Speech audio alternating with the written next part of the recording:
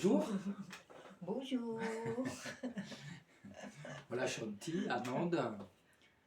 Alors, on s'est proposé de réaliser quelques entretiens sur des sujets qui nous importent, et qui sûrement vous importeront aussi. La première vidéo qu'on a postée il y a quelques années maintenant, on n'a rien fait depuis, enfin rien fait, on n'a pas fait de vidéo depuis. En fait, c'était une conférence de Chanty sur le deuil en Vendée. On avait été invité pour une conférence très courte. C'était une de nos activités ces dernières années. On a mis en place une formation avec notre ami Anne Lopez pour accompagner le deuil. Des gens qui ont perdu un être cher et qui apprécient souvent d'être soutenus. Mais voilà, en fait, notre propos maintenant, c'est de faire le lien avec l'astrologie qui est en réalité notre activité principale, on va dire. Enfin, ouais, bon, enfin bref, peu importe. En réalité, ça a l'air d'être deux choses complètement différentes, le deuil, l'accompagnement du deuil et l'astrologie, mais c'est très lié dans notre histoire déjà, dans la mesure où quand j'ai rencontré Chanty, c'était en 1984, elle était occupée dans un processus de deuil intense, suite à la perte d'un être cher. Et en fait, sa pratique de l'astrologie a émergé du chaos de ce processus de deuil. C'est quelque chose qu'on connaît bien quand on étudie le deuil et son processus, c'est que quand le processus de deuil s'accomplit peu à peu, il y a des choses inattendues, nouvelles, qui se, qui se produisent. Et Et c'est un peu ce qui s'est produit pour toi en fait. Hein. Donc l'astrologie est née de ce chaos.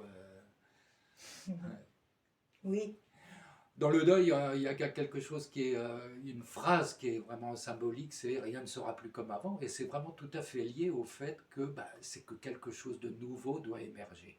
Et voilà. Donc donc, quel lien tu fais toi entre la pratique de l'astrologie? Il y en a plusieurs. Hein. Il y oui, a bien sûr, donc la il y a pratique de plusieurs l'astrologie. ponts. Ouais. Il y a plusieurs ponts dans plusieurs dimensions. Effectivement, la première, comme tu l'as formulé, c'est le fait événementiel des faits dans mon histoire, puisque devenir astrologue, pour moi, ça a été comme une réponse que la vie m'a proposée à une expérience de perte, donc euh, qui, qui avait véritablement détruit ma vie telle qu'elle était avant. Hein. Et donc ça a été comme le centre dynamique d'une reconstruction. Pourquoi après bien sûr ça pose question, et c'est des questions qui ont finalement plus ou moins clairement formulées, mais qui ont guidé ma vie et qui ont fait que mes deux principales activités, ça a été d'accompagner le deuil et donc de pratiquer l'astrologie et d'enseigner l'astrologie. Parce que, en fait, le deuil, l'expérience du deuil, c'est l'expérience que quelque chose arrive que je ne voulais pas. Donc, c'est quelque chose qui vient remettre en cause mon désir, mes désirs, mes attentes, hein, face à l'existence, et donc qui m'oblige à faire avec quelque chose qui est une force, une puissance plus forte que ma volonté personnelle. Hein. Donc ça, c'est vraiment le fondement finalement de l'existence humaine. Hein. C'est cette expérience que tout au long de l'existence, d'une manière différente pour chacun, avec des moments plus intenses que d'autres, quelque chose s'exprime dans le cours de notre existence et qui vient contredire ou réorienter nos désirs, nos attentes. Et qu'est-ce que c'est ce quelque chose? Bien sûr, toutes les cultures humaines proposent des réponses à ça. Ça peut être Dieu, le destin, le hasard même.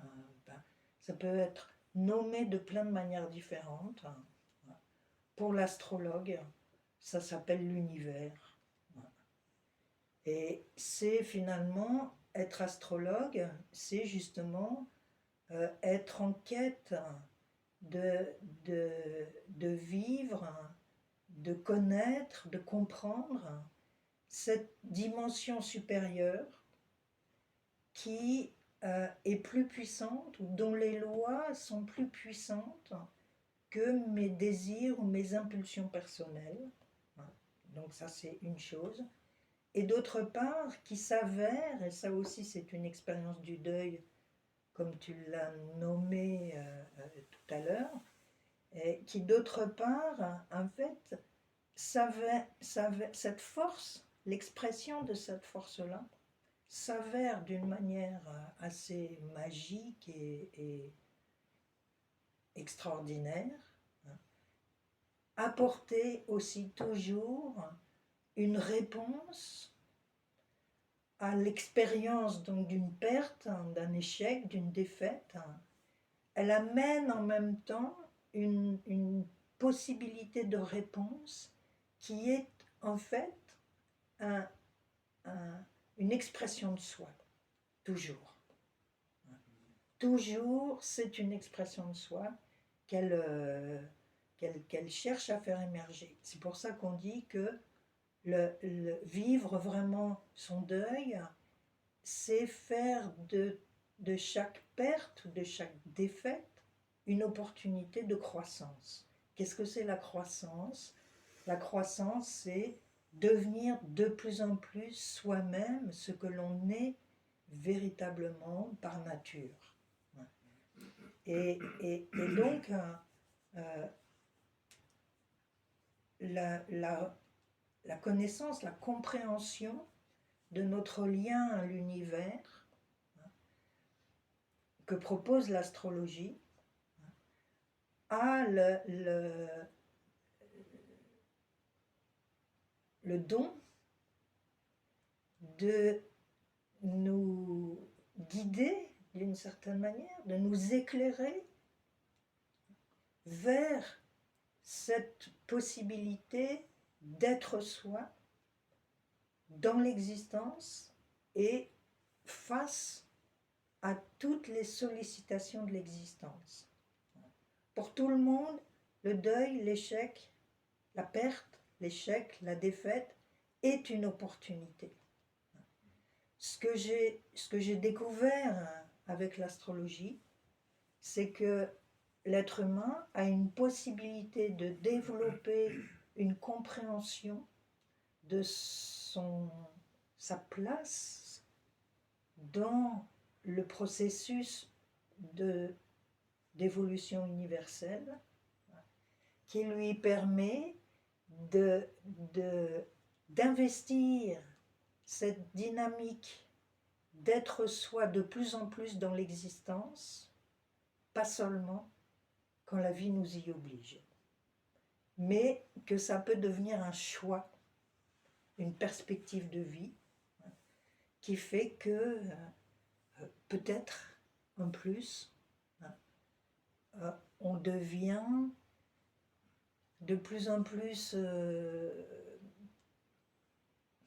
apte, ou je ne sais pas trop quel mot employer pour dire ça, à faire face justement à toutes les leçons qu'on continue bien sûr de recevoir de la vie et qui sont toujours des expériences de contradiction par rapport à un élan et qui nous obligent peu à peu à différencier finalement nos désirs superficiels, nos désirs qui sont plus issus de notre appartenance à l'histoire, au contexte, hein, qui sont des projections donc de notre histoire.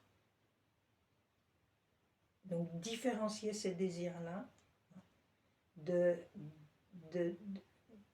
d'une dimension beaucoup plus profonde, hein, qui est le désir d'être soi, qui habite tout être humain, qui s'exprime par une aspiration au bonheur, à la liberté, à l'amour, parce que être soi, finalement, ça se révèle s'exprimer de cette manière-là, dans l'expérience du vivant, chez un être humain. Donc c'est l'astrologie, finalement, est une réponse possible à l'égarement, l'ignorance dans lequel on est de nos vrais désirs profonds, et qui crée dans l'existence, finalement, des confrontations difficiles qui pourraient être évitées avec une dimension supérieure à laquelle on appartient et dont le lien entre elle et nous est absolument nécessaire pour justement expérimenter cet épanouissement de soi qui permet finalement de vivre non seulement dans une dimension personnelle, individuelle, mais dans une dimension universelle, parce que la dimension personnelle se déploie dans un accord intime avec la dimension universelle. On est intégré et intégrant. Il y a un autre aspect, on sait que le processus de deuil, donc, qui suit toute perte, c'est quelque chose qui est vraiment qui fait partie intégrante de l'expérience humaine, en fait. On devient un être humain parce qu'on s'attache et parce qu'on perd, puisque tout ce à quoi on s'attache, tous les objets d'attachement sont fragiles et peuvent disparaître. Et donc, sans cesse, on vit un processus de deuil. Donc, c'est constitutif de l'humanité. Maintenant, dans ta pratique de l'astrologie aussi, c'est une notion qui est très présente, cette notion de deuil par rapport à un contexte, une mémoire. Comment aussi intervient le deuil dans ta pratique de l'astrologie? Oui. La notion de deuil intervient très, pour ainsi dire, dans chaque consultation. Oui. C'est quelque chose qui est central. Donc c'est central pour l'être humain, c'est central pour l'astrologue que tu es. Quel lien, comment tu dirais ça? Alors, ça implique, donc, ta question, en fait, ça implique donc le thème de naissance, ce qu'on appelle le thème de naissance. Chaque être humain a un thème de naissance qui est l'image de son environnement universel au moment de sa naissance et vu donc du lieu de sa naissance. Et ça, c'est donc, ce thème de naissance, c'est donc un moment parfait de notre intégration à l'universel. Et donc, finalement, être soi, pour reprendre ce que j'ai exprimé tout à l'heure, c'est réaliser vraiment, exprimer pleinement ce qui est écrit sur ce thème de naissance, puisque ça veut dire à ce moment-là qu'on est dans un épanouissement donc d'une expérience individualisée de vie, et en même temps qu'on est parfaitement intégré à la dimension universelle, et donc qu'on est dans les deux dimensions simultanément, qu'il n'y a pas d'espace même entre les deux. Et donc, c'est une dimension d'accord et d'harmonie. Voilà, c'est une dimension d'accord. Mais ça, en fait, c'est un challenge dans l'existence humaine. C'est un challenge parce que quand un être humain naît, il prend conscience de lui-même par les conditions de son contexte. Et donc, en même temps, ça implique une mémoire. Le contexte, il est porteur d'une mémoire. Et bon, ça peu important, c'est... Ce qui est important là, en fait, c'est Porteur d'une d'avoir... mémoire, par exemple, juste tout simplement par l'hérédité. Oui, par plein de choses plein de différentes, facteurs mais différents. qu'il Ouais. faut, que, à mon avis, que c'est pas la peine d'y mêler des idées de vie antérieure qui nous alourdiraient encore d'un passé, et que celui qu'on a déjà maintenant, ça suffit. Mais par contre, la notion de mémoire est très importante parce que justement, on est sans cesse en tant qu'être humain, avec un corps mental, donc on est sans cesse en train de vouloir projeter un avenir en fonction justement de cette mémoire, de comment elle s'exprime dans le présent maintenant. Ouais. C'est pas en tant que passé qu'elle est importante en fait, mais c'est comment la mémoire finalement elle cherche à s'exprimer dans le présent, en projetant dans l'avenir quelque chose donc qui en réalité vient du passé. Et donc en fait le challenge de chaque chemin de vie pour pouvoir atteindre à cette plénitude qui exprime un thème de naissance pour tout le monde, c'est pour ça que notre slogan c'est « Nous sommes tous nés sous une bonne étoile », mais ça va être de faire le deuil vraiment d'un certain attachement aux conditions de notre proposées par notre mémoire et qui voudrait se continuer dans l'avenir. Se perpétuer. Se perpétuer. Et préserver de cette manière-là une certaine image de nous qui correspond à cette mémoire, à cette définition de nous-mêmes que nous propose cette mémoire. Et tout ça, ça se joue donc avec le contexte actuel. Encore une fois, c'est même pas la peine d'aller chercher des choses passées.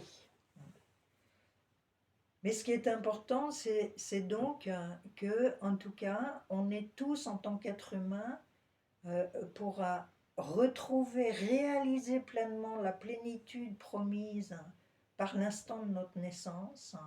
On est tous appelés à vivre un deuil qui est le deuil justement des conditions proposées sans cesse à se répéter par notre mémoire. Et que c'est des conditions qui ont été dans la mémoire nécessaires à l'émergence de notre identité, qu'on cherche à perpétuer en croyant préserver notre identité. Mais en fait, l'identité, elle a besoin de se défaire sans cesse de toutes les définitions qui viennent justement de la mémoire et du contexte et des conditions de l'histoire, pour pouvoir faire émerger une dimension de notre réalité qui est un être soi, justement, libre des conditions extérieures. Ça me rappelle cette phrase que tu as mis en exergue de plein feu sur votre ascendant. C'est une phrase de Dan Rudyard qui disait la fatalité n'est que le refus de renaître. Voilà. C'est comme on doit Exactement. sans cesse finalement ce présent qui s'offre à nous, c'est une opportunité sans cesse de renouveau. Notre quête de sécurité a tendance à vouloir projeter le connu du passé dans l'avenir, en fait. Et c'est d'une certaine manière de ça dont on a besoin de s'affranchir. Voilà. Et donc, dans le présent, finalement, on est tous sollicités à être dans un processus de deuil permanent, d'une certaine manière, parce que c'est le signe de notre ouverture à ce renouveau. C'est cette acceptation de perdre ce qu'on croit être la vérité, qui est en fait issue du passé, une image issue du passé. Voilà. Voilà, ben on va s'arrêter là pour aujourd'hui. Oui, on a envie que ça ne dure pas trop longtemps. Et puis, la prochaine fois, sûrement, on parlera d'astrologie transpersonnelle. Et donc, on évoquera le sens de ce terme transpersonnel. Qu'est-ce que ça signifie pour nous d'accoler le mot transpersonnel au mot astrologie? Ça pourrait presque sembler être un pléonasme. Enfin bon, on y reviendra. Oui. Et donc, voilà. Mais en attendant, on peut retrouver un petit peu aussi tout ce qu'on a à dire sur notre site lavieintérieure.fr, la vie intérieure en un seul mot, sans accent. Et donc il y a une rubrique nos écrits avec les livres qu'on a publiés, entre autres sur l'astrologie, en majorité. Voilà. Certains signés par Chanty, d'autres co-signés ensemble. Et voilà. Merci, à bientôt. À bientôt.